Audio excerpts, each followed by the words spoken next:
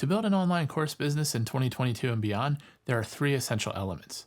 Whether you're an expert, coach, consultant, or thought leader, you need these elements if you want to be successful.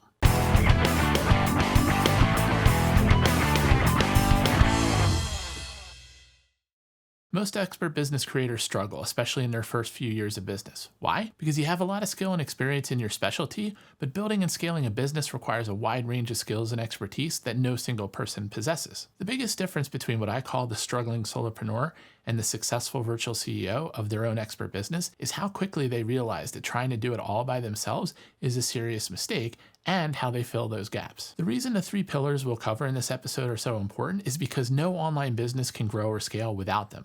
When you don't put them in place from the very beginning, you literally guarantee that you'll burn out before seeing success. You want to make sure you stay to the end because each of the three pillars is critical and each depends and builds on the other. The first element is starting with systems. Thinking of your business as a set of systems, processes, and procedures is the most important step you can take toward success. For some of you, this will resonate immediately. The engineers, the technical professionals like I was, personality types that like organization and structure. The rest of you are about to tune out and find something else to watch. Before you bail, rest assured that I'll show you that you don't have to become a systems and process geek if you don't want to. First, let's demystify what a system is. A system is just a set of inputs, actions, and outputs that you define, measure, and try to improve. Here's an example: content creation. When you create content for your business, the objective is usually to raise awareness and sales of your expertise, products, or services. Thinking of content as a system, you would then think about the inputs, actions, outputs, and metrics related to content creation. Inputs would be the information you use to pick your video topics. Actions would be how you create your videos. Outputs would be the videos and related assets that you create. Metrics are the things you can measure, like views, clicks, leads,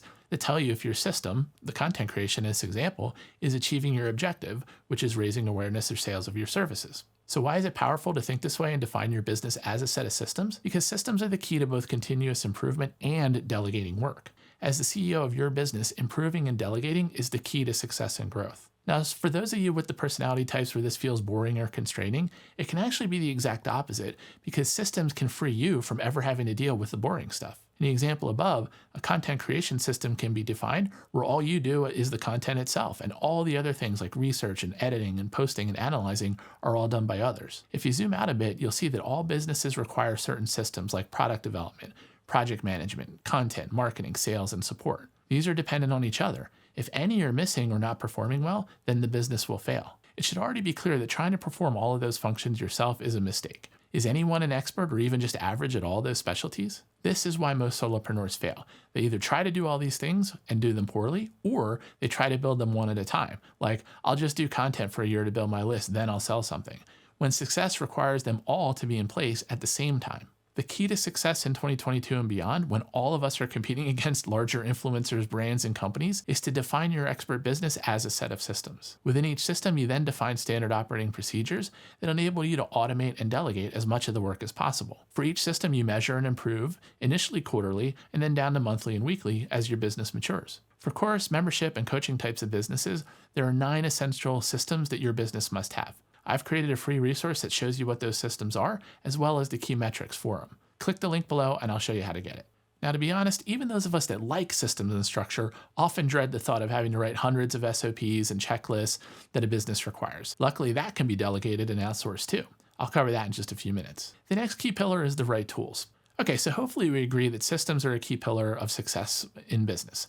Next up is tools and technology that bring those systems to life. Most of us, myself included, get bombarded with marketing and FOMO for tools and technology. Whatever gurus you're following are either affiliates for or creators of their own software that they're trying to lock you into. Many of us have bought tools that we've never used or ones that we have no idea how to use. It's okay, I'm a tool junkie too. There's probably a 12-step program for that, but I'll boil it down to one: putting in place the smallest number of tools required to implement the systems your business needs to improve the metrics you care about. So let's break that down. The smallest number of tools. There is a happy medium we want to find between the two extremes. The first is trying to find one tool to rule them all. There are hundreds of companies like Kajabi and Kartra and Teachable, etc., that want to convince you that you only need their magical shiny object for total success. One tool to run your whole business, they'll shout.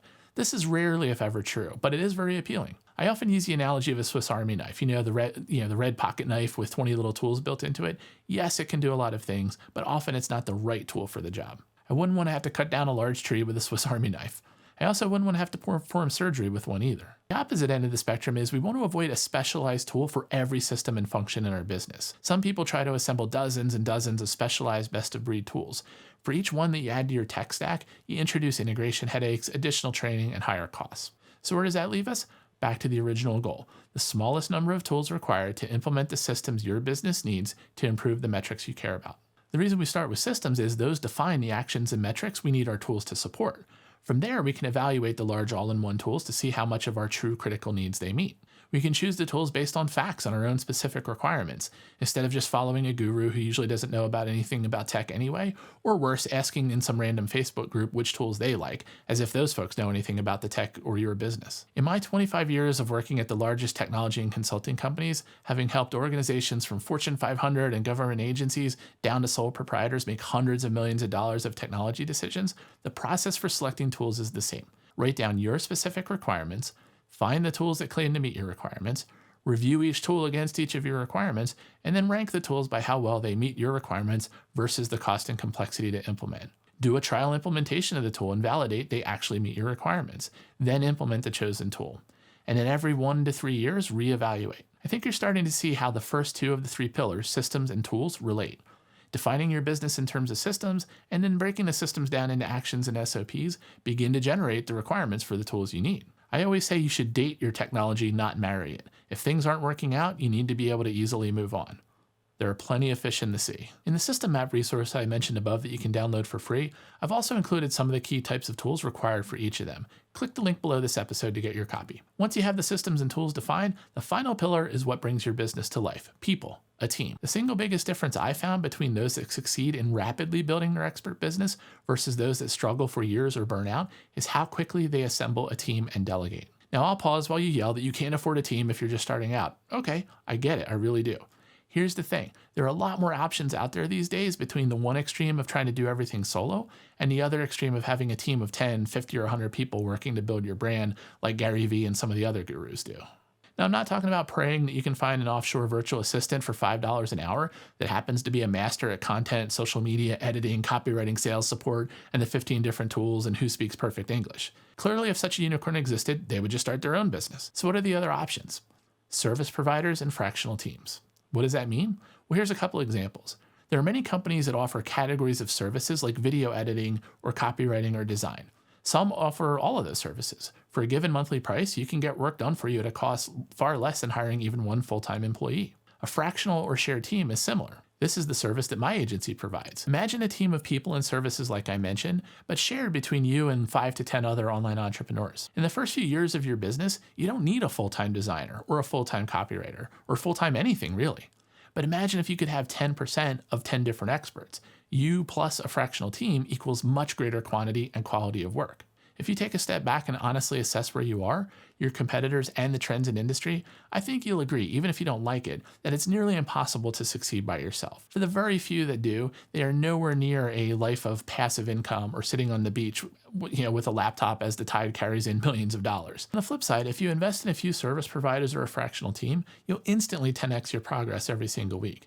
Instead of struggling yourself just to get one piece of free content created, along with a few social media posts, with a team, you would just need to record and then delegate everything else. Instead of having to figure out your course platform and email and Facebook ads, your part-time team members take care of all of that. But how will they know what to do? Well, remember the systems and SOPs we talked about a few minutes ago? This is where the payoff for investing that time comes in.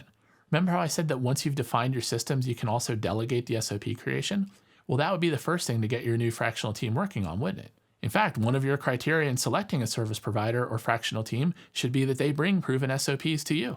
That's exactly what my agency does. I hope at this point you're seeing how these 3 elements, systems, tools, and team, form the foundation of your business. The systems break down everything that needs to happen in your business, the tools streamline and automate as much as possible, and your team does all the day-to-day work, freeing you up to focus on strategy, influence building, and product development. You do the CEO level activities, and then you delegate the rest. For course, membership, and coaching types of businesses, there are 9 essential systems your business must have. I've created a free resource that shows you what those systems are, as well as the key metrics for those systems. Click the link below and I'll show you how to get it.